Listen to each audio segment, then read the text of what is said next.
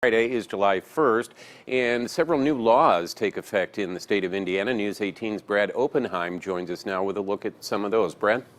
Yeah, Jeff, hundreds of bills were introduced at the State House coming this Friday, and several laws will go into effect. And while many Hoosiers aren't necessarily aware of the new laws, there are a few that could directly affect them.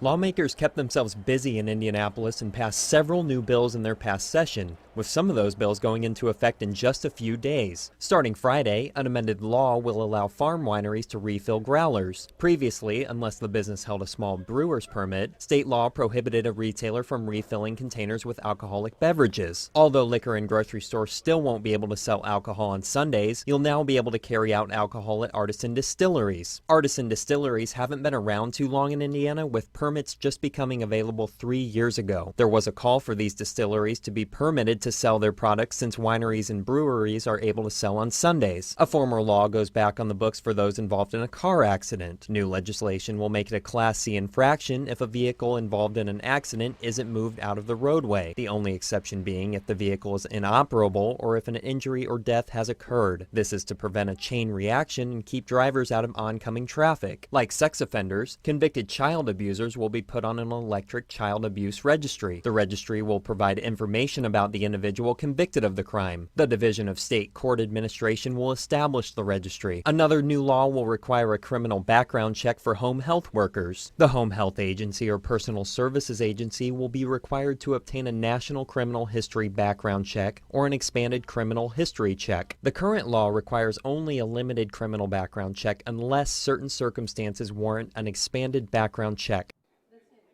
The General Assembly passed 218 bills in the 2016 session. 841 were originally proposed. Brad Oppenheim, News 18. All right, Brad, thank you.